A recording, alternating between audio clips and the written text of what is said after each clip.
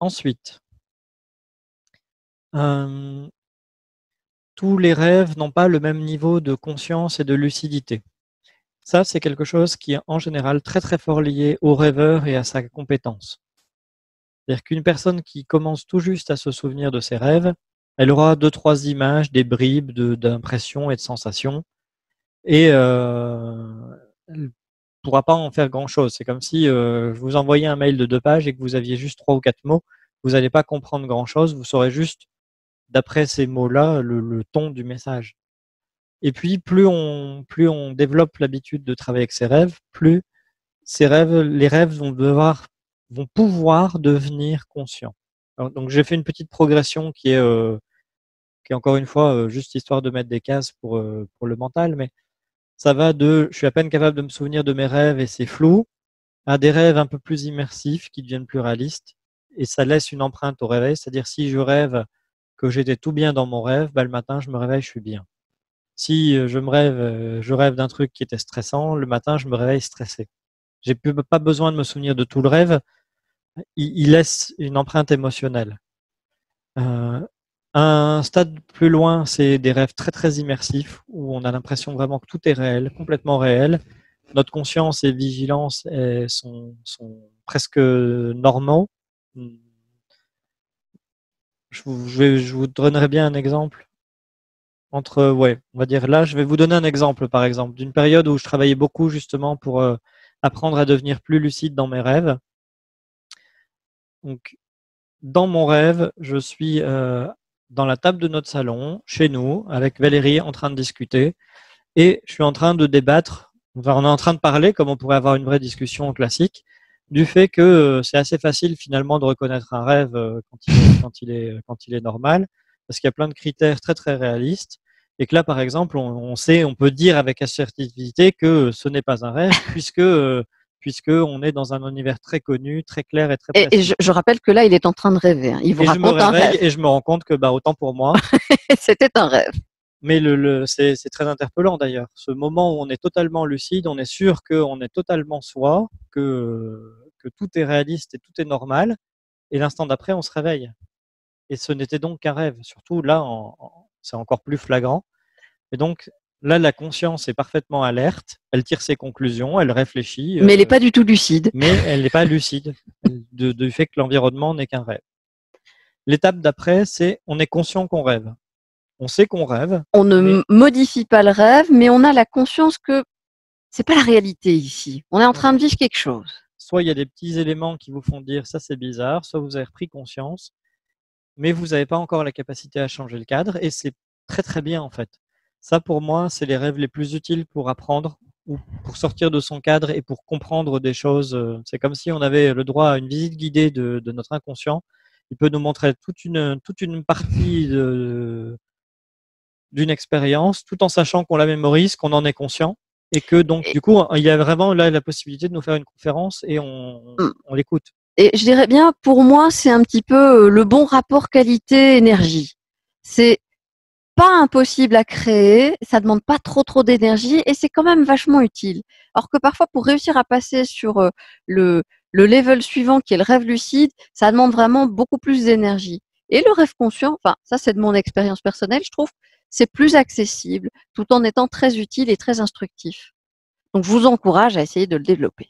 Même chose, c'est comme si vous étiez en train de rêver de faire d'avoir une petite scénette dans une méditation, que vous le visiez vraiment de manière très très associée, donc fort sensoriellement parlant, mais que vous saviez quand même que vous êtes en train ce n'est qu'une histoire ou une métaphore que vous vivez. Donc ça passe beaucoup plus facilement son message qu'un rêve classique. Et le dernier stade de lucidité, c'est un rêve lucide. Donc on reprend partiellement le contrôle du rêve. On se souvient qu'on est juste en train de rêver et on décide de mélanger notre conscience avec le rêve. Il y a des niveaux plus ou moins complexes, donc on peut simplement décider d'agir sur soi, ou à un niveau plus compliqué de faire arriver d'autres intervenants, ou de modifier le décor, ou de se déplacer, de se téléporter ailleurs. Mais on va dire tout ça, ça appartient au rêve lucide. Donc, euh, sachant que dans une nuit, on ne va pas faire 100% de rêve lucide, soyons clairs. Parfois, on a des moments dont on se souvient bien, Parfois, il y a des moments où on regagne de la lucidité et le reste du temps, c'est une nuit tout à fait normale. Donc les rêves conscients, ceux dont on vient de parler un petit peu plus en disant que c'est le bon rapport énergie, ils sont très souvent sous-estimés, voire on en parle peu. Dans les bouquins qui s'intéressent aux rêves lucides, par exemple, limite, ça n'apparaît pas beaucoup et pourtant, c'est des moments, moi je sais qu'à un niveau personnel, c'est les types de rêves dans lesquels j'ai le plus appris. Si on comparait ça à la vie quotidienne, c'est comme si j'étais en train de discuter avec quelqu'un, qu'il avait totalement mon attention, que je me rendais compte qu'il est en train de me donner des informations utiles et que là, toute ma conscience pouvait être focalisée sur le fait d'en tirer quelque chose plutôt que de soit être à moitié endormi, soit de vouloir l'interrompre tout le temps.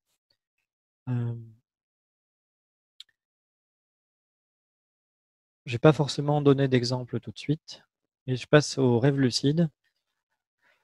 Le rêve lucide, on en parle beaucoup et j'ai l'impression que c'est un truc qui fascine les Occidentaux, mais comme parfois les Occidentaux peuvent le faire, un peu comme des touristes un petit peu concons. J'ai lu des bouquins sur les rêves lucides, des e-books qui me laissaient vraiment infiniment perplexe. Ah oui, mon Dieu, ce que l'auteur proposait de faire de ses rêves lucides, c'était d'une telle banalité. Genre, c'était conduire une Ferrari, se taper 3 filles, des trucs, on se dit, pouvoir voler, mais passer du temps à la plage. quel est l'intérêt, quoi? Donc on a le plus gros moyen d'accès à sa conscience. Un truc hyper Et on va aller à la spirituel plage. et on va à la plage en Ferrari pour embrasser et embarquer 2 filles. Waouh! Donc là, je reviens à une question que j'avais déjà suggérée précédemment dans d'autres conférences, c'est rêve lucide ou autre rêve conscient, etc. Pourquoi Oui. faire? Pourquoi faire? Le Ben, on y pourquoi vient. est important. Donc, si c'est juste pour faire le plaisir à l'ego, autant dire que ça sert à rien. Mais voire pire, vous Pour ça, il y a le allez. monde réel. Ben, On peut faire plus de trucs dans le monde réel, c'est vachement plus sympa. oui, ou ça va encore nourrir un peu plus votre ego. Est-ce que c'est vraiment ce que vous voulez? C'est parfois tellement difficile de se battre avec, ou de l'accepter, de ne pas se battre. Ce qu'il faut comprendre, en fait, c'est que le rêve lucide, c'est un moyen de remettre de la conscience dans l'inconscient. Pour moi, c'est l'exact opposé, le parfait complément de l'hypnose. En hypnose, on est conscient et on va toucher notre inconscient pour passer un message. Là, on part de l'inverse et on est totalement dans l'inconscient et on va avoir une petite bulle de conscience qui va pouvoir apporter quelque chose. Apprendre, observer. Donc, Bref, on se met un petit peu comme l'élève de notre inconscient qui veut nous montrer des choses. Donc en ça, c'est très différent justement de ce que Ralph tu disais au tout début en disant mais est-ce que c'est pas un peu le brider ou abîmer la fonction naturelle du rêve? donc là, le but, c'est clairement pas, enfin pour moi, aller conduire une Ferrari en rêve, je peux le faire en imagination et c'est tout aussi bien. Mon imagination est suffisamment forte pour m'amener les sensations. Ouais, si vraiment c'est important pour toi, on t'achètera un bongo, t'iras conduire une Ferrari. Voilà, il y a toujours, mais par contre, le rêve lucide, il a une portée qui est largement plus grande que ça. On s'approche de la maîtrise spirituelle, c'est un peu ça le but. Sinon, à quoi bon? Par exemple, on parlait des tribus en Amazonie. Ben, un enfant qui est en train d'apprendre avec ses parents à grandir et à se souvenir de ses rêves. Si régulièrement il a peur d'un animal et que dans ses rêves il voit cet animal, les parents vont lui apprendre à aller rencontrer cet animal, à recréer un lien, à le dompter. Et ça va permettre quelque part de passer un message. Il faut que tu montes le son de ton micro. Comme ça, mieux. Pascal, est-ce que c'est mieux? Oui. D'accord. Alors. Et il faudra qu'on revienne un petit peu plus clairement sur la notion de rêve lucide. On va y revenir. On fait des cercles concentriques, on s'approche de plus en plus. Donc, j'en reviens à mon enfant qui est en train d'apprendre, qui apprend à maîtriser ses rêves et qui a peur, par exemple, d'un jaguar. Mais si dans le rêve, il va volontairement créer l'animal dont il a peur et puis recréer un lien avec cet animal et le dompter, en fait, en tant qu'humain, il va gagner une force en lui. Il se guérit déjà de sa peur et après, il va développer une nouvelle compétence, une nouvelle force. À un niveau spirituel, il intègre la force et le côté impressionnant du jaguar. Et dans un rêve lucide, il est possible de communiquer avec tous les êtres qu'on veut rencontrer en rêve, de contacter, de comprendre des grands archétypes, etc. Donc il y a plein de choses à faire. Donc, pour revenir un petit peu sur ce qu'est un rêve lucide, Pour faire très très simple, avec des mots hyper simples, donc pardonnez-moi si c'est un peu trop caricatural pour ceux qui sont puristes, c'est en gros, tu es en train de rêver, tu sais que c'est un rêve, tu as conscience que tu es dans le rêve, et soit tu le laisses se dérouler, tu l'observes consciemment, soit tu décides d'intervenir dans le rêve pour le modifier. Tu peux choisir de voler volontairement, et non pas parce que le rêve t'amène à voler, mais tu dis, là je vais voler, je prends mon envol, ou de modifier la structure de ton rêve, d'enfoncer ton doigt dans une brique pour voir ce que ça fait.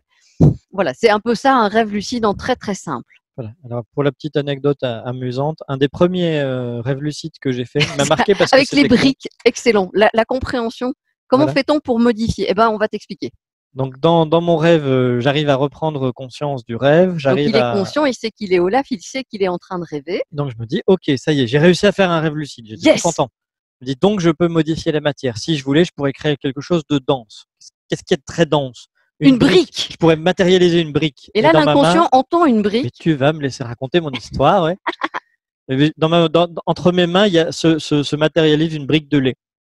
Et là, je me rends compte que finalement, en fait, notre inconscient reste toujours aux commandes, faut pas déconner, et que quand on a le sens de l'humour, on le retrouve aussi, ce petit côté taquin de notre inconscient dans les rêves. Et de Et donc, ces associations d'idées parfois mais, inattendues. donc comment est-ce qu'on fait? On va y venir après. Je pense même qu'on aura tout un temps dans la partie stimulation là-dessus. Alors, maintenant, question suivante, les rêves partagés. Donc, quel que soit le type de rêve partagé, je mets tout de suite un point d'exclamation et un point d'importance. C'est D'abord, le rêve partagé, ça n'est pas si fréquent que ça, et c'est ça n'est pas à la assez rare et portée de n'importe quel ego. voilà, C'est à la c'est portée en du cœur. général, c'est ça, c'est à la portée du cœur et c'est en général des gens qui ont déjà une bonne capacité à rêver, qui les ont. Et une bonne capacité à rêver et une bonne capacité d'empathie, c'est-à-dire d'être en connexion au-delà de l'ego avec les autres. Dans la plupart des cas, dans 99,99999999%, les personnes que vous croisez en rêve, c'est des projections de votre subconscient. Comme C'est on pas des disait personnes. dans Voilà. Matrix, pas dans Matrix, dans Inception, ou dans vice versa. C'est-à-dire que si, pour reprendre cet exemple-là, vous rêvez qu'une personne que vous connaissez vienne vous faire un coup vache, n'engueulez pas cette personne, c'est juste Et entre vous et vous-même. Elle n'y a rien à voir là-dedans. cette C'est ce qu'elle personne, représente voilà, qui représente une vous fait un partie coup de vache. vous qui est en train de faire un coup vache, et même pas à tout vous, mais seulement à la conscience qui regarde le rêve. Et maintenant, même quand on communique vraiment avec une autre personne, sur le fond, On communique cette avec elle première parce règle, qu'elle est en résonance voilà. avec nous. Donc c'est aussi des parties de nous, ça nous parle aussi de nous. C'est juste qu'on est très très proche de cette autre personne. Alors, pour les rêves partagés, il y a aussi beaucoup de types différents. Il y a Enfin, beaucoup de formes je ne sais pas différentes. si c'est dans les bouquins comme ça, mais nous, c'est comme ça que nous, on les a. En tout cas, c'est ce qu'on en C'est ce a qu'on en a compris. testé, vécu. Donc, la première chose, première catégorie, c'est des rêves nous, on les appelle des rêves inspirés. En gros, C'est-à-dire, vous entrez sans le savoir ou en le sachant après dans le rêve qui n'est pas vraiment, qui ne va pas vous parler de vous. C'est comme si vous entriez dans le monde inconscient d'une autre personne, et donc vous vivez un rêve qui va vous laisser une sensation de vous dire, mais c'est pas ma façon de rêver, c'est pas vraiment mon décor habituel, c'est pas même pas le thème qui me ressemble. Et puis en faisant des recoupements, vous vous rendez compte, ou bien parfois vous croisez la personne et puis ah bah oui, en fait quelque part votre rêve a été inspiré de ce que la personne vivait à ce moment-là, ou a vécu un petit peu avant, et pour avec donner laquelle vous êtes en. un exemple très concret, sans forcément citer la personne, mais moi, ça m'est déjà arrivé de dormir près, donc à un mur d'intervalle d'une autre personne, d'une amie, et je me réveille le matin et toute la nuit, j'ai fait, pas toute la nuit, mais je me réveille avec plusieurs rêves que j'ai fait assez déprimants, tristes et en noir et blanc. Et mais tout simplement, je rêve pas en noir et blanc. Donc Ça peut pas être à lui, c'est pas son mode, son cerveau ne produit pas des rêves en noir et blanc. donc du coup, c'est intéressant dans ces cas-là de se dire, ok, bah tiens, euh, pourquoi est-ce que je capte ce rêve-là? Est-ce qu'il me donne une information qui est utile? Est-ce que je peux en faire quelque chose? Dans les autres exemples, au tout début, quand ma mère s'est retrouvée veuve, il m'arrivait fréquemment de faire des rêves de mon père, mais je ne rêvais pas de mon père. Je rêvais limite le rêve de ma mère qui était en manque de ne pas voir mon père. Et donc, c'était très simple pour moi parce elle accordait une importance démesurée au contact physique et aux mains de mon père. Je ne sais pas pourquoi, mais en tout cas, si je rêvais des mains de mon père et que ces mains me manquaient, les mains de mon père ne me manquent pas. Et donc, j'avais très facilement accès à cette espèce de tonalité émotionnelle et ce focus sur des éléments de décor qui ne m'appartiennent pas et qui me permettaient comme ça d'identifier limite d'où venait, parce que je connais quand même bien ma mère, que ça venait d'elle. Là, l'intérêt de ce genre de rêve, en général, c'est on partage quelque chose avec l'autre personne, donc on Claude, tu veux comprend dire son point quelque de vue. chose? Oui. Vas-y, je te laisse activer. Juste dire, moi, c'est vrai que ces rêves-là, j'en ai déjà fait, je les appelle les rêves pour une autre personne. Oui, Je c'est sais que je ça. rêve pas pour moi et il y a quelque chose de différent. C'est une bonne Voilà, façon c'est de le ce que dire je voulais aussi. dire. Moi, je les appelais les rêves pour une autre. Voilà. Et moi, je trouve qu'en Merci. général, Si ça peut enrichir, voilà. Je t'ai interrompu là. Non, Pas de c'est bien, souci. merci. En général, ces rêves-là, ils nous permettent de comprendre, comme si on touchait du doigt quelque chose d'important pour la personne et qu'on pouvait du coup la comprendre et lui pardonner de choses qui vous Ou embêtaient simplement, on ou est lié à cette personne et ça de nous permet l'aider, de. etc. Parfois, ça nous aide aussi à résoudre quelque chose dans son rêve. C'est un rêve pour quelqu'un d'autre qui, en plus, est un rêve un peu où notre partie guérisseuse se met au service de quelqu'un d'autre. Alors, type de rêve suivant, c'est ce qu'on appelle des bêtes rêves partagés. Des bêtes rêves partagés. Demi, pour répondre à ta question, si tu programmes de rencontrer une autre personne dans un rêve et que vous vous rencontrez vraiment, c'est plutôt un rêve Programmé et partagé. programmé, partagé. Et si en plus tu as conscience que tu es dans le rêve, eh bien dans ce cas-là, il est en plus un peu lucide. Maintenant, ça devient, c'est une super chatroom. C'est comme Zoom en mieux, mais ça demande un niveau de conscience de groupe qui est assez élevé. Alors, des rêves partagés, tout simplement, c'est vous et une ou plusieurs autres personnes, vous rêvez le même rêve. Et au réveil, Et si voilà. si vous avez gardé conscience pendant le rêve, vous arrivez à rassembler les morceaux et à comparer. Un des rêves comme ça les plus marrants qu'on ait fait, Olaf et Celui-là était moi, programmé. Donc, on avait décidé volontairement de faire un rêve programmé, de se partagé à deux, rencontrer, de faire quelque chose ensemble, et ça a été très drôle. sans fixer le cadre. Et Vas-y, donc, raconte. c'est assez parlant aussi de nos personnalités pour ceux qui voudront interpréter. Mais donc, moi, je me retrouve dans une petite clairière. Je sais que je dois retrouver Valérie quelque part.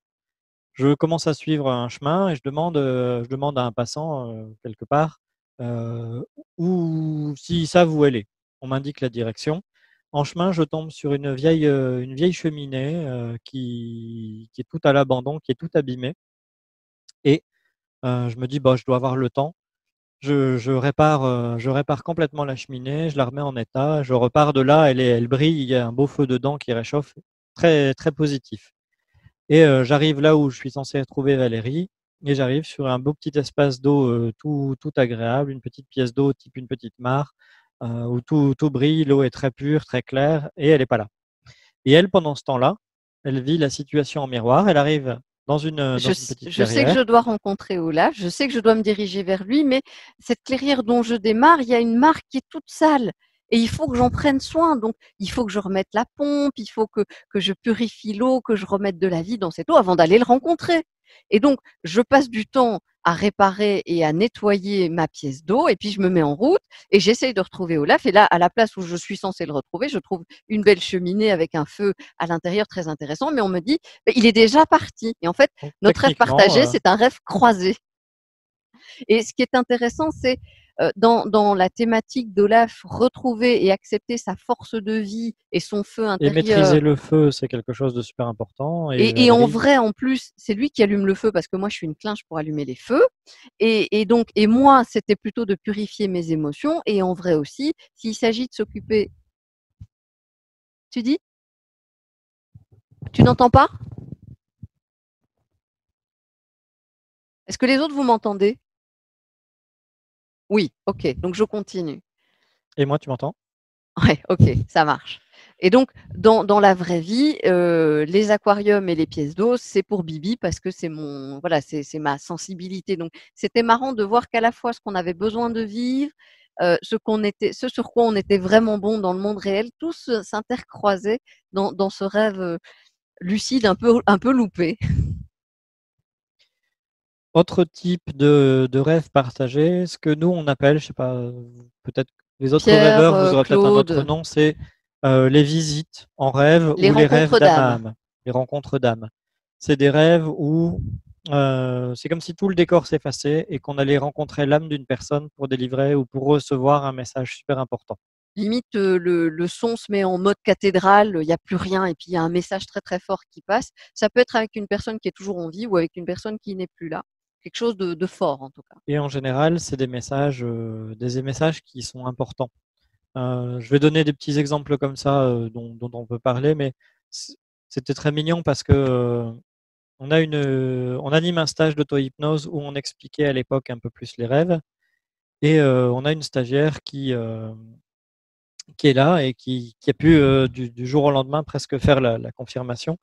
Donc, on a un de nos amis qu'on avait rencontré au tout premier stage d'auto-hypnose qu'on donnait, qui avait laissé pendant tout un temps l'hypnose de côté, puis qui s'y remet, qui travaille sur lui et qui, en transe, en état d'hypnose, se dit je vais remercier Olaf et Valérie quand même pour tout ce qu'ils ont fait. Mais donc en fait, il fait ça depuis son petit espace de méditation. Il faut savoir que c'est quelqu'un de très discret sur ses sentiments, hein, ce garçon. Et donc, il s'imagine qu'on est en face de lui et qu'il nous dit merci pour toutes les choses pour lesquelles il avait envie de nous dire merci, timidement et pudiquement. Et en fait, moi, Dans sa séance d'hypnose bien personnelle à lui. Pendant la nuit, je suis en train de rêver, d'un seul coup, tout le décor fond, et je vois cette personne qui arrive en face de moi et qui me délivre son message. Je me réveille avec ça le matin en me disant waouh, Ouah, ça c'était fort. c'était fort. Pourtant, à l'époque, je le connaissais pas encore très très bien. Et je me dis, je voudrais quand même bien vérifier, je voudrais bien quand même le rappeler. C'était important. En plus, j'ai toujours pensé que je m'entendrais bien avec. Puis Valérie se pose pas de questions, elle prend le téléphone, elle l'appelle. Donc je tourne autour du pot pendant quelques instants. Lui Donc je aussi. reprends le téléphone et je lui dis bon, T'as fait un l'ami, truc, t'as fait un truc bizarre parce qu'Olaf il a rêvé de toi. Et là blanc. Et en fait, oui. il nous explique du coup ce qu'il avait fait, ce qui était assez flagrant. Et donc, quand sa copine est venue quelques jours plus tard au stage d'hypnose, elle a pu dire ah bah oui, ils font ça tous les jours, ils font ça souvent. Alors, Ouais, pas bien du tout, sûr. hein, c'est exceptionnel. En général, c'est des moments super importants. Et donc, comment distinguer une visite et un rêve sur une thématique importante? Je dirais bien, c'est ton habitude à rêver qui va t'aider un petit peu. Il y a une tonalité, comme on dit, vraiment dans une visite, il y a quelque chose de, tu le sens au plus profond de ton âme, de ton cœur. C'est pas juste un rêve, c'est plus fort que ça. Il y a assez peu de décor, il y a assez peu d'action, il y a juste, blah, un gros message qui t'est moi, c'est comme envoyé. ça. Enfin oui, c'est Mais comme ça que nous on le vit. alors, traditionnellement, ça s'appelle le rite d'incubation, qui consiste à se mettre au contact d'un lieu sacré ou de se mettre dans des circonstances. Donc il y a je dirais un protocole préparatoire qui va orienter le fait de pouvoir recevoir un message ou pas à travers un rêve. Ouais. Donc antiquement, en Grèce, on le faisait dans les temples, mais on peut le faire dans tous les lieux sacrés et on peut le faire presque pas De seulement. chez soi, si son lieu est Voilà. Oui, chargé. dans son espace sacré personnel, en fait. Ça. Ouais. Claude, tu as envie de dire quelque chose aussi? Oui, mais est-ce que c'est ce que, enfin, moi j'appellerais ça des grands rêves. Est-ce que c'est ça? Jung parlait des grands rêves. Ce sont des rêves qui ont une tonalité particulière et qui vont te marquer longtemps, oui. Où tu as une transmission, un savoir qui est transcendant, quoi. Tu sais bien qu'il se passe quelque chose qui a une tonalité différente. Est-ce que c'est ça le grand rêve? Je pense que ça s'en rapproche. Pour moi, ce que tu décris, les grands rêves, il n'y a pas forcément une rencontre d'âme à âme. C'est des rêves un peu archétypaux, là, qui te fondent, là, qui te transforment de l'intérieur. Ouais, typiquement, c'est ça. des Et tu rêves t'en que souviens parce et qui te marquent encore 40 ans après. Quoi. Ouais. Ou même adulte, hein. Oui, ouais, même adulte, hein. Où tu sais, tu as une connaissance, à un moment donné, tu as une connaissance transcendante et tu la gardes. C'est comme si tu avais accès à un savoir incroyable, quoi. Voilà. Ouais, tout à fait. C'est une descente, une grâce, que j'appellerais ça. Ouais. C'est ce que Jung appelait les grands rêves. Et moi, c'est ce que j'appellerais l'activation du symbole. C'est marrant parce qu'en fonction des cultures, on met des mots différents sur des expériences similaires. Eh ben, c'est intéressant. Oui, C'est tout à intéressant. fait. Voilà. Alors, je relais les questions. Vous savez, à la radio, il y a toujours bien quelqu'un qui, en régie, qui dit ah tiens, un tel a dit que. Sinon, on peut transformer la pause qu'on avait prévue en première étape question-réponse. Oui, bah, je peux Mais lire les vas-y, questions, vas-y. c'est Vas-y. pratique, hein. Donc Adeline qui dit mais comment distinguer donc ça on a répondu. Genre, elle habitait dans la maison de son grand-père qui était décédé, elle rêvait régulièrement de lui. Deuil ou visite. Ben, quelque part, il y a vraiment quelque chose de différent entre quand tu rêves d'une personne décédée parce qu'elle représente quelque chose pour toi ou parce que ça t'aide à apprivoiser le décès et quand vraiment tu la rencontres, tu sais que c'est pas pareil. Tu le sens. Je sais pas moi, toutes tes cellules te disent là, je suis avec l'âme de mon grand-père, il se passe quelque chose. Il vient pas juste pour me dire on va jouer ensemble, on va marcher un peu sur la terrasse. S'ils viennent, ça leur demande une certaine énergie, on va dire, et donc ils viennent pas pour n'importe quoi. Ça va être percutant, ça va être super fort. Pareil pour les gens qui s'y intéressent, mais c'est un moyen de rencontrer ses guides aussi. Tout à fait. Alors Christelle qui dit. Je reste sur oui, le vas-y, papy je te laisse. décédé. Après, parfois, simplement, l'archétype de la personne ou ce que cette personne représentait revient en rêve et t'es pas en train de faire ton deuil. C'est simplement Ton en inconscient rêve, tu as utilise déjà ce réglé ça. message-là. Et il vient parce qu'il vient te donner des conseils, parce que la partie de toi qui représente cette partie bienveillante, qui est là pour te conseiller, bah, elle peut prendre l'image de ton grand-père. Si on prend un exemple concret, mon père est mort depuis 25 ans maintenant. À l'époque, le décès de mon père, j'étais super en colère contre lui et j'ai mis longtemps à passer après. Maintenant, régulièrement, il revient, on va dire, il revient en rêve. C'est pas qu'il vient me visiter, c'est l'archétype. je discute avec mon père en rêve et ces rêves-là me donnent des conseils, me donnent d'autres points de vue. Mais en même temps, il n'y a pas besoin que son âme revienne vraiment. C'est juste moi avec moi-même. Et il n'y a pas besoin de faire le deuil puisque je suis bien. Et d'ailleurs, dans le rêve, ça se passe bien. On discute comme s'il était là. Ce qui a un côté super rassurant et assainissant en fait. Quand un deuil est bien fait, t'es pas privé des personnes ni de ce qu'elles peuvent t'amener. Quand tu le vis comme ça en fait.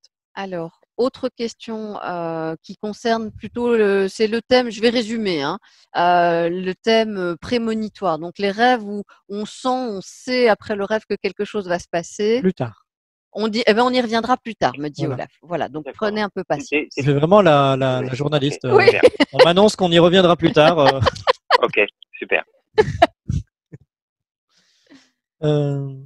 Et rêver des mots d'une langue que je ne connais pas. J'ai une idée. À voir si c'est volontairement lancé, si c'est une langue que tu es en train d'apprendre aussi, etc., etc. Alors, je continue sur les types de rêves. C'est là où ça devient le merdier dans la conscience. C'est les rêves imbriqués. C'est quand on rêve qu'on est en train de rêver. Genre, imaginons que là, j'aille me coucher, on a parlé de rêve et ça a mouliné dans ma conscience. Et donc, du coup, dans mon rêve, je me dis, tiens, bah, c'est important d'aller rêver, vite, je vais aller me coucher et je vais de nouveau rêver. Et dans ploup, je rebascule dans un nouveau rêve où je vais de nouveau vivre toute une petite scène et finir par m'endormir, puis me mettre à rêver. Et ainsi de suite, je peux boucler comme ça plusieurs fois. Ça, on le voit très très bien dans des scènes d'Inception. Je sais pas si tu l'as. Non. C'est comme ça fait un peu partie de tout le pitch du film. C'était pas possible de trouver un extrait, mais en gros, se rendormir dans un rêve permet de passer à un stade de rêve différent, plus profond. Et après, soit on est réveillé en sursaut, et c'est très simple, soit il y a tout, en général, enfin en tout cas pour moi, une petite phase de retrouver où était, en gros, où est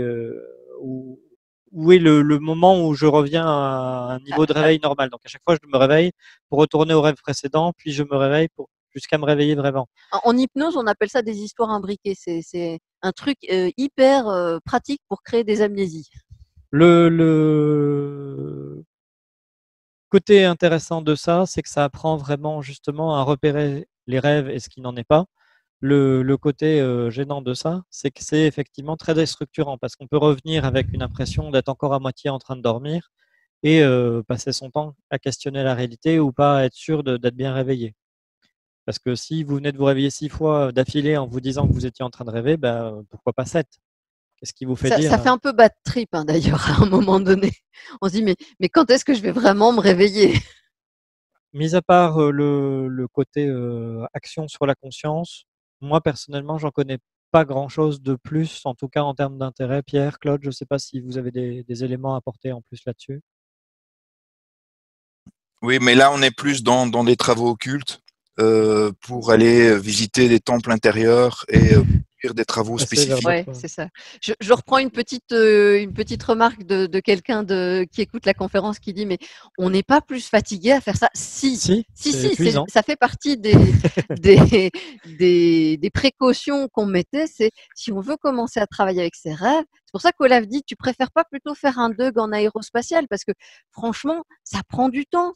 Ça prend du temps de rêve, ça prend du temps après sur ta journée parce que Et en même temps, tu apprends beaucoup sur toi. c'est d'un ça, autre c'est côté. une école initiatique super, mais effectivement, comme je dis, hein, quand tu es en train de faire du béton toute ta journée, que tu apprends des choses et que tu as besoin d'être opérationnel, euh, bah, rêver en plus, c'est pas toujours sain. Et il y a moyen pour ceux qui travaillent, parce que pour rebondir sur juste ce que Pierre vient de dire, de voyager dans des plans différents, dans des plans oniriques ou dans des plans vibratoirement différents. Plutôt que, je mets un bémol pour ceux que ça intéresse, plutôt que de demander à ces guides de venir, d'aller les rejoindre par exemple, aller sur d'autres plans comme ça. Ou de demander volontairement à visiter d'autres plans. Pour ceux Maintenant, qui comme c'est maîtrisent assez pas le voyage spécifique astral, et que bah, c'est c'est bien. compliqué et que ça n'implique pas beaucoup de monde, on ne fait que l'évoquer et on va se concentrer sur des questions plus Alors, classiques. ça fait beaucoup réagir dans l'assemblée les histoires de défunts et Ah oui, de mais rêves il avec faut les lui donner défunts. un micro au casque, elle se sent plus. Hein. Alors, du coup, à la base, on avait prévu de faire une petite pause à ce niveau-ci. On peut faire une petite pause. Maintenant, s'il y a des questions, on peut aussi y répondre. Alors, on va pouvoir Je reprendre, boude. mais du coup, je relançais l'enregistrement avant. Voilà. Donc, on va parler un petit peu avant de voir comment en tout cas, nous, on interprète les rêves, comment déjà stimuler la production de rêves et s'en souvenir. Et c'est un travail à part entière. Soyons clairs, un travail. En tout cas, ça demande du temps et de l'attention. Faut savoir qu'on a tous clairement des capacités déjà présentes différentes. Il y a des gens ici, effectivement, qui peuvent rêver facilement 3-4 rêves par nuit. Il y en a d'autres qui vont se souvenir un petit peu. Quand j'ai commencé à travailler sur mes rêves, je me souvenais quasiment plus jamais de mes rêves. Et Que dalle. au final, il se souvient de plus de rêves que moi, alors que je partais mieux que lui. Voilà. Et j'ai bien travaillé dessus pendant longtemps. Et au début, j'étais tout content de pouvoir me souvenir de quelques images et des sensations. Puis un bout de rêve, puis un rêve complet et des petits bouts d'autre chose, puis et ainsi de suite, ça se développe.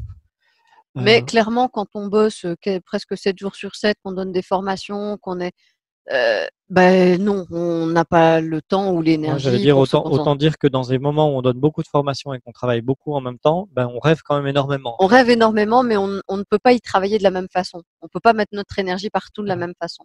Donc, il y a des choses qui jouent. Hein. La vivacité d'esprit, l'accès à l'inconscient, clairement. Il y a des drogues qui stimulent ou qui inhibent.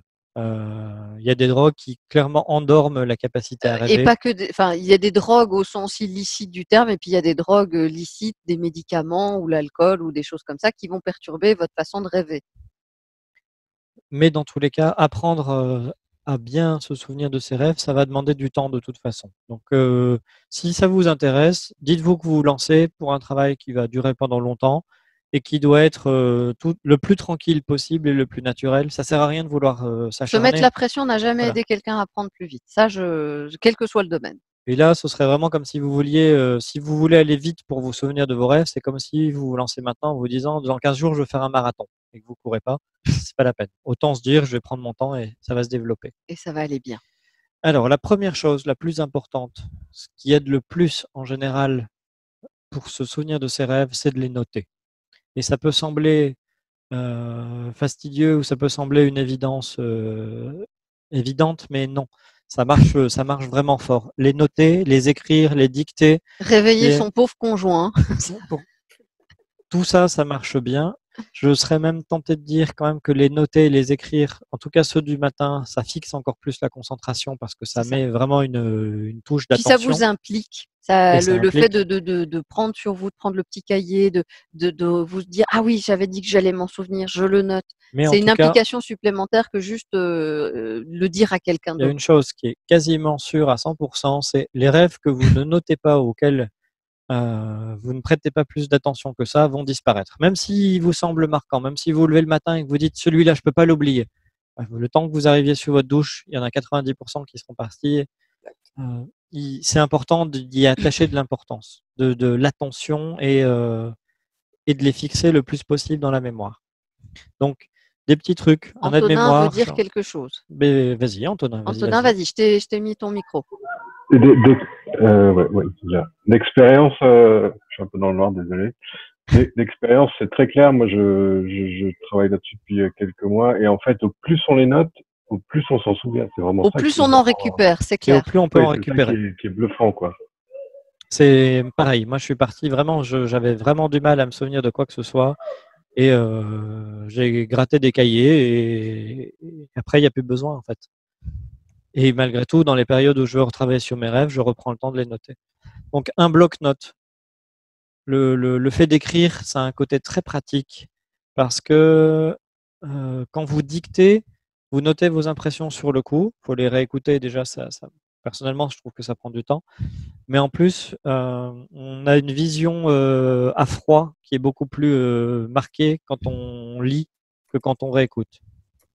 Bouger son réveil pour s'en souvenir le matin de noter. Vous faire n'importe quoi qui vous rappelle dès le matin qu'il faut que vous notiez vos rêves.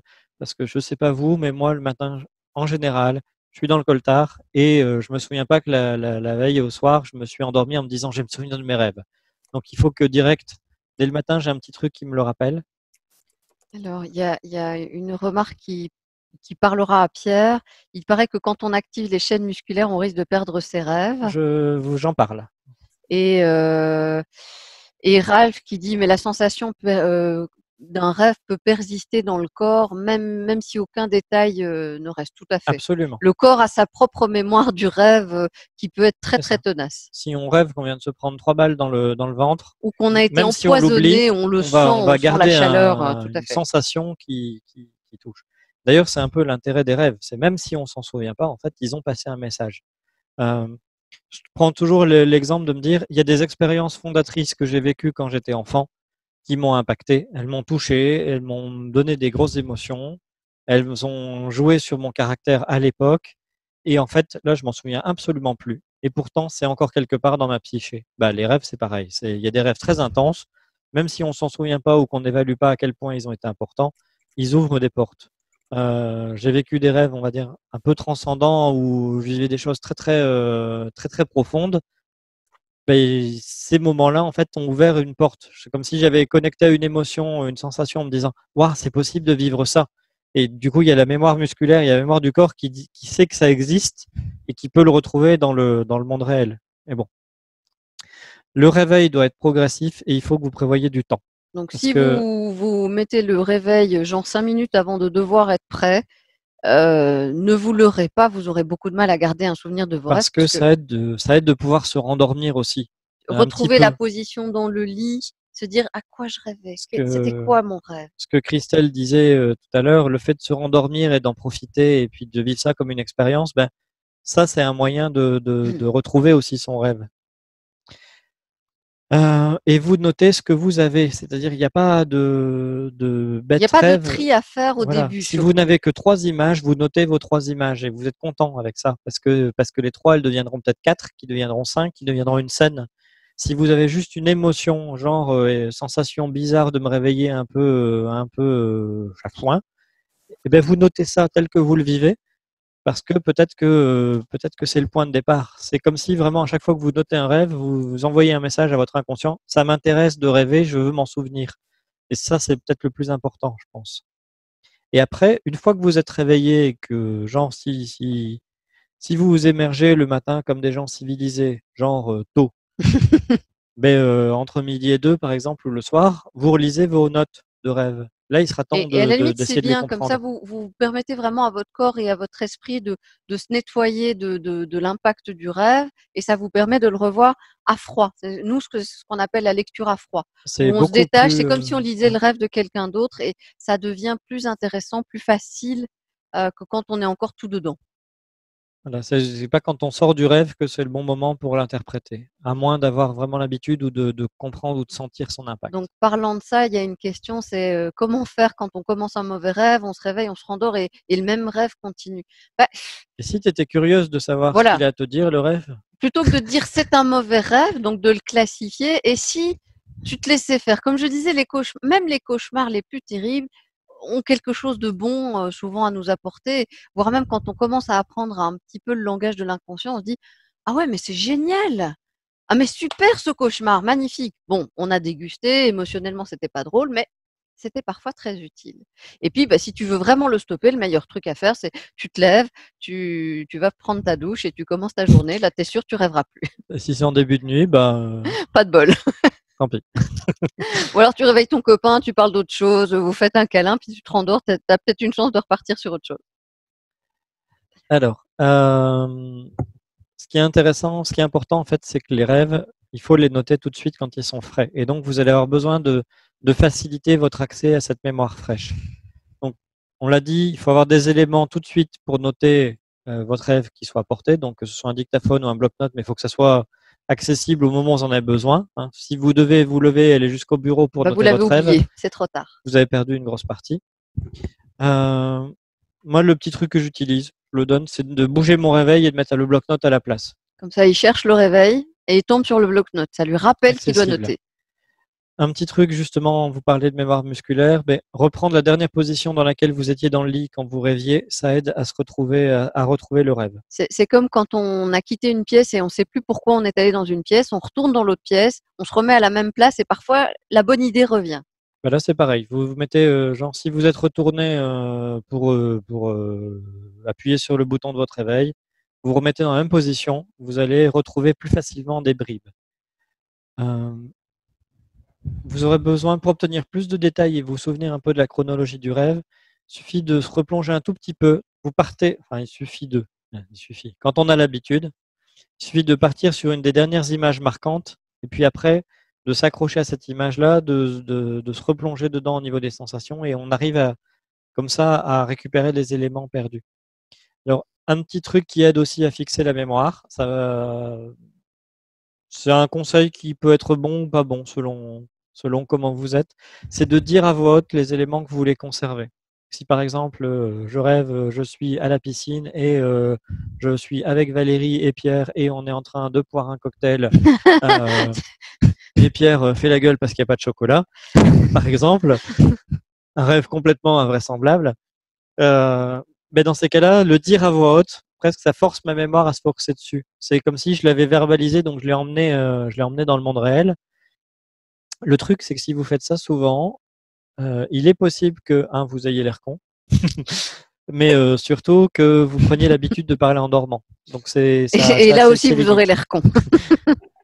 Mais ça marche assez bien pour fixer la mémoire un petit peu.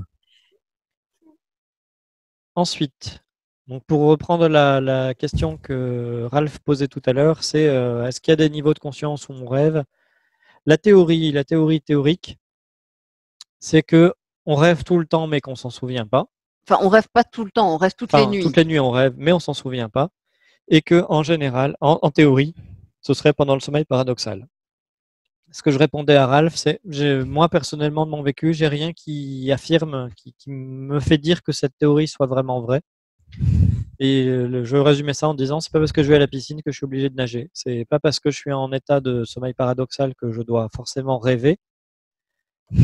Et parfois, sur le fond, les neurologues échafaudent des hypothèses, mais ça reste des hypothèses. Hein. Il n'y a personne qui peut vraiment faire la corrélation entre ce qui se passe à l'instant T dans le cerveau de quelqu'un et ce à quoi il pense. Comme je disais, je me suis amusé à travailler sur mon sommeil pour faire du sommeil éclair, donc 4 heures par jour, en découpant ça sous plein de petites siestes de 20-30 minutes, de 15-20 minutes plutôt.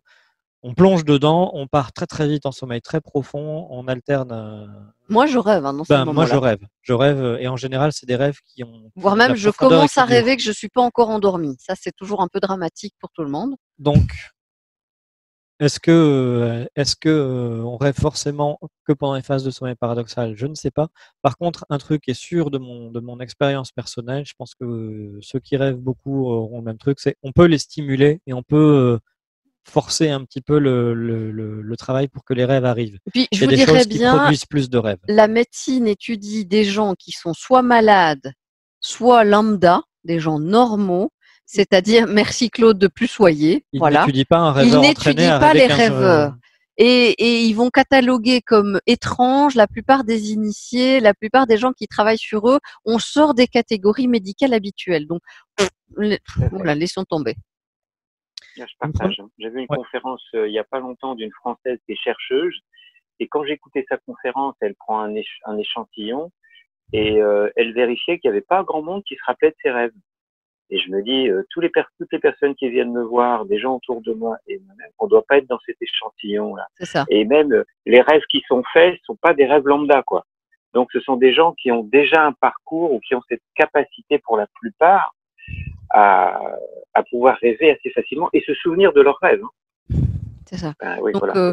il faut, Oui, faut oui, vraiment c'est pas un très vite. échantillon. Voilà, faut se décoller de ce que la médecine raconte parce qu'elle parle de gens soit malades, soit lambda qui ne font aucun travail sur eux. Donc, à partir du moment où on est au travail sur soi, on sort un petit peu des C'est ça. sentiers De toute battus. façon, à la base, si dans la vie quotidienne, il ne se produit rien de particulier, à partir du moment où on crée quelque chose, il peut se passer quelque chose. Voilà.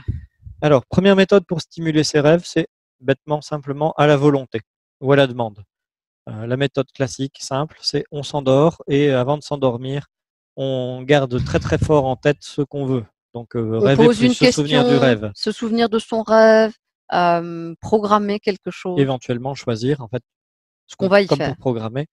Pour ceux qui pratiquent déjà l'auto-hypnose ou qui connaissent des méditations actives, vous pouvez très bien faire un petit travail pour aider la simplification et pour aider Ouais. à interagir mieux avec votre inconscient et notamment dans les rêves. Vous prenez une position rêver. basse et vous vous expliquez à vous-même. Alors j'ai fait des rêves, ils étaient super intenses, mais j'ai rien compris parce que je suis bête. Et donc, si tu peux me redonner, moi, je me dis ça à moi, Valérie, redonne-moi un rêve plus simple, plus clair, parce que moi, pas comprendre, moi, vouloir plus simple. Eh ben, ça marche. Pareil pour rêver davantage. On peut du coup les programmer, reprendre ses rêves. Si on a commencé un rêve et qu'on veut le reprendre, un peu comme l'exemple du gamin qui aurait peur des jaguars et qui va rentrer dans son rêve pour aller revoir son jaguar et le domestiquer. On peut les traduire. J'en parlerai un petit peu tout à l'heure. C'est parfois assez flagrant ce qu'on arrive à faire. Quelque chose qui naturellement aussi stimule les rêves, c'est des états de conscience intenses.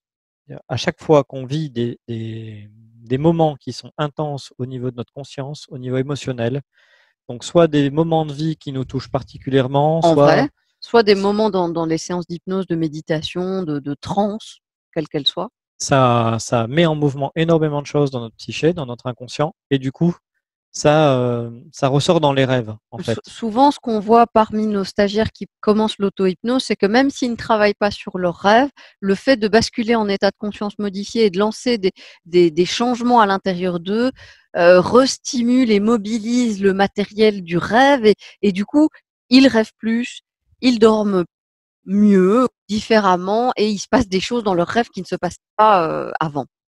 Alors, il y a quelques types de séances qui sont particulièrement flagrantes pour ça. Pierre Donc ça, citait c'est tout à l'heure la en récapitulation. hypnose, dans nos techniques plus de la tradition hypnotique. Qu'on retrouve aussi en chamanisme. La récapitulation, où on nettoie en gros un thème de sa conscience, un thème de vie. Par exemple, on pourrait récapituler.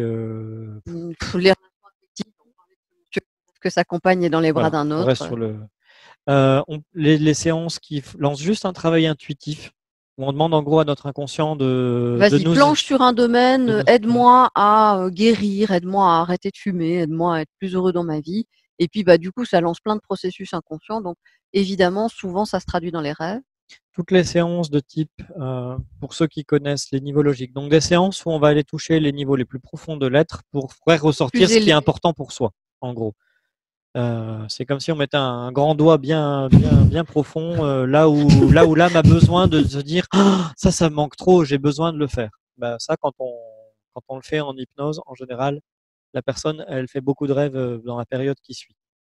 Des régressions en âge ou toute projection dans le futur aussi.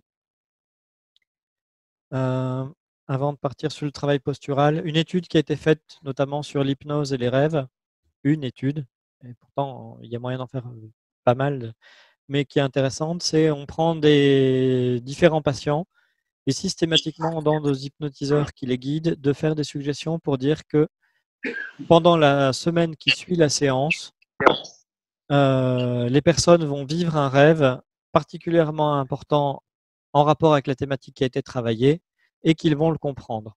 Et c'est juste magique parce que on va dire, c'est n'importe quel public. Dans 80%, plus de 80%, beaucoup plus de 80% Ouais. des cas, ils se souviennent d'un rêve et ils sont sûrs que c'est en rapport avec la séance.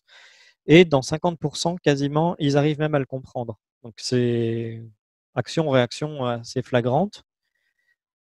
Et pour le coup, on peut aussi faire tout un travail pour vraiment simplement se souvenir plus facilement de ses rêves ou en vivre plus. Ensuite, on parlait des tensions physiques. Le travail postural peut jouer beaucoup sur le fait de stimuler les rêves. Qu'est-ce que j'entends par là? Il y a énormément de tensions psychiques, de tensions émotionnelles qui se traduisent dans notre corps par des tensions physiques. Et inversement, toute forme de mollesse mentale et émotionnelle se traduit en général dans le corps par un manque de force, de stabilité. Et donc, beaucoup de techniques corporelles qui visent à travailler la statique, les postures sont des puissants déclencheurs de rêve parce qu'en fait, euh, en forçant à étirer une zone qui est toujours tendue, c'est comme si on forçait un petit peu la cause des tensions à ressortir ou à être métabolisée.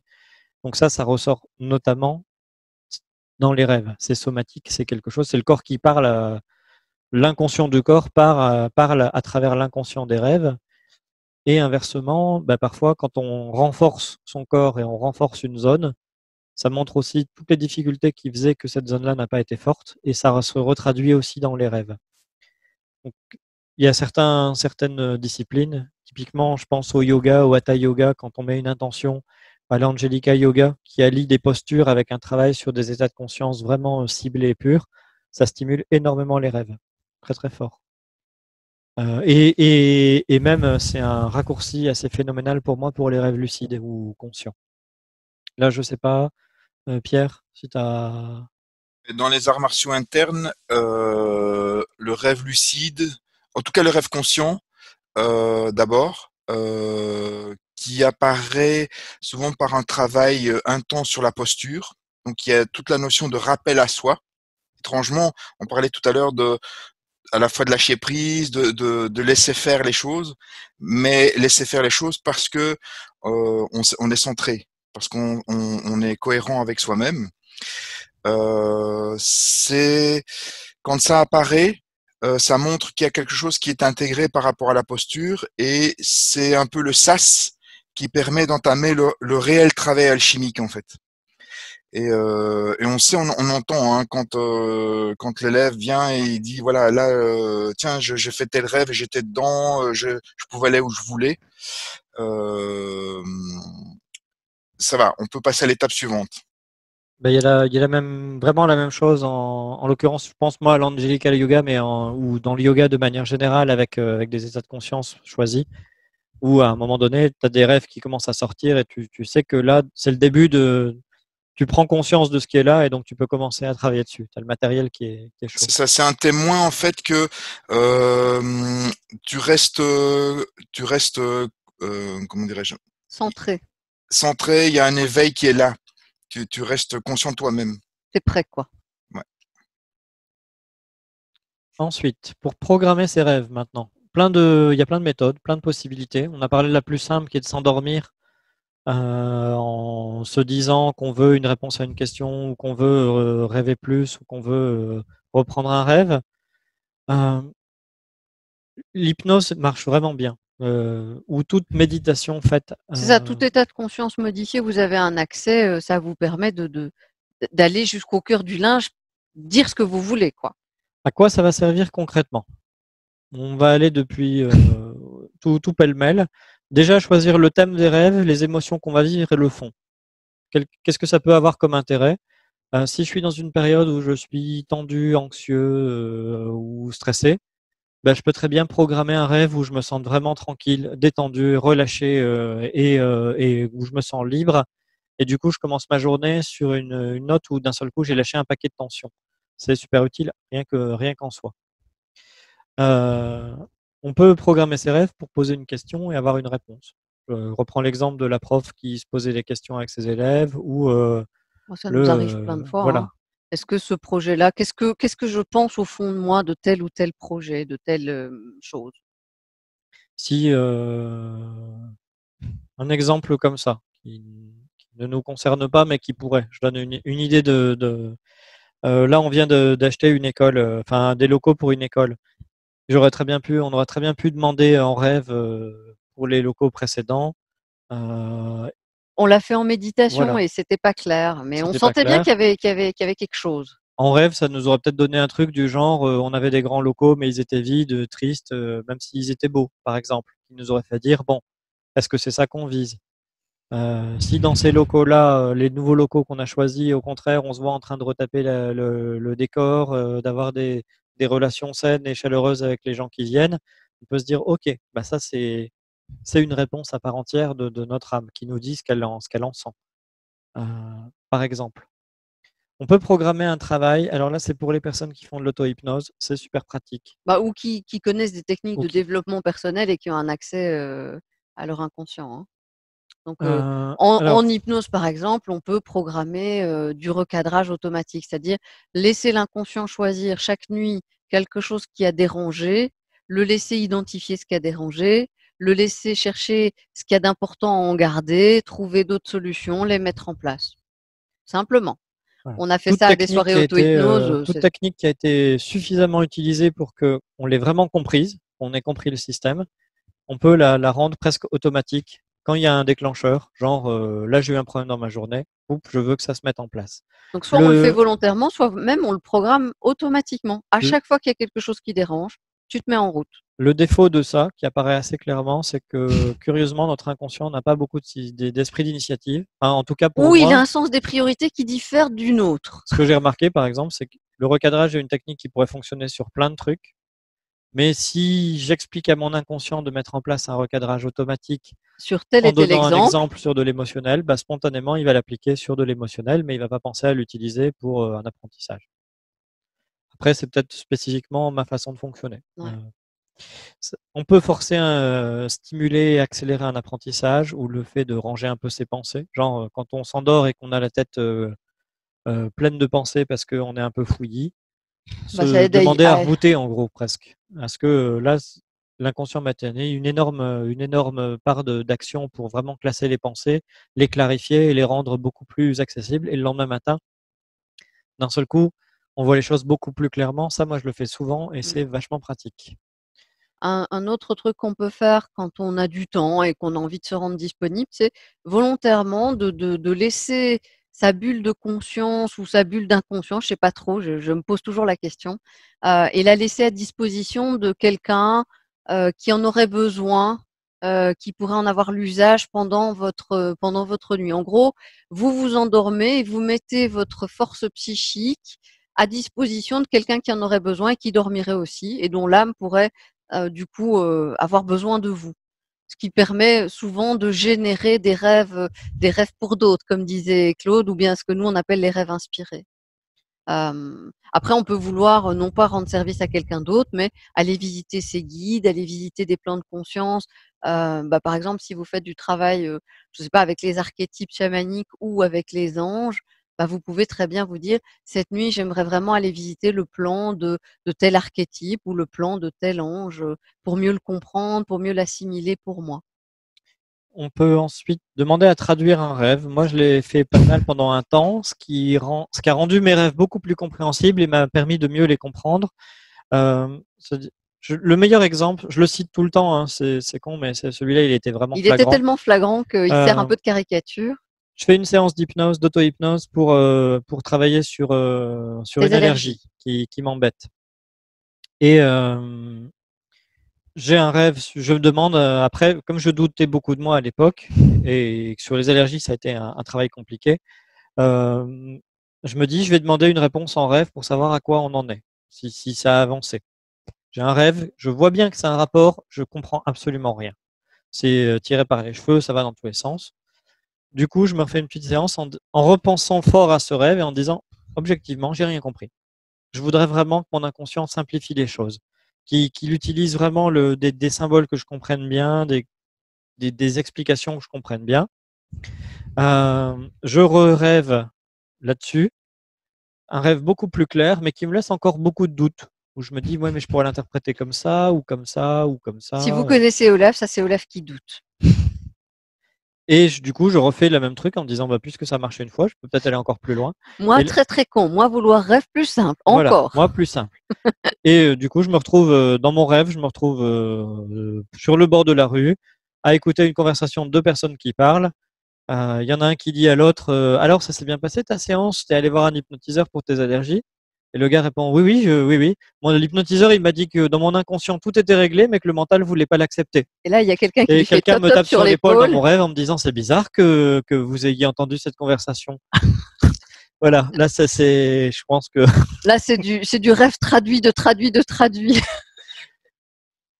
bon, j'en ai plus jamais réussi à avoir un truc aussi flagrant, mais en même temps, maintenant, je les comprends quand même beaucoup mieux. Donc, ça permet de reprendre un rêve. Et une autre application qui est super utile en développement personnel, C'est de savoir c'est à quoi vous en êtes. C'est-à-dire que le rêve, il s'encombre déjà un petit peu moins de votre ego. Et donc, vous voulez travailler sur un thème. Par exemple, vous faites un gros travail sur mieux la, vivre votre colère ou la votre patience. patience. Hein, J'ai ton un exemple, c'est la j'ai patience. un exemple sur la patience. J'en ai plusieurs, mais celui-là, il était. Et donc, à chaque fois que vous allez rêver, votre rêve va vous montrer des situations de patience pour vous montrer aujourd'hui, avec ton travail, tu en es là. Il reste encore On vous autant ou montre. autant à faire. Donc, on vous montre des situations qui avant vous auraient tapé sur les nerfs, et puis là, vous restez tranquille. Puis, on pousse le bouchon un petit peu plus loin et vous vous énervez de nouveau. Et vous Alors, voyez vous comme ça à rêvez, vous quel moment retravaillez vous dessus. craquez. Et le lendemain, vous voyez que progressivement, la barre est repoussée un petit peu plus loin jusqu'à un moment donné où vous sentez que c'est confortable. Ça, c'est super pratique pour savoir à quel point on avançait sur un problème.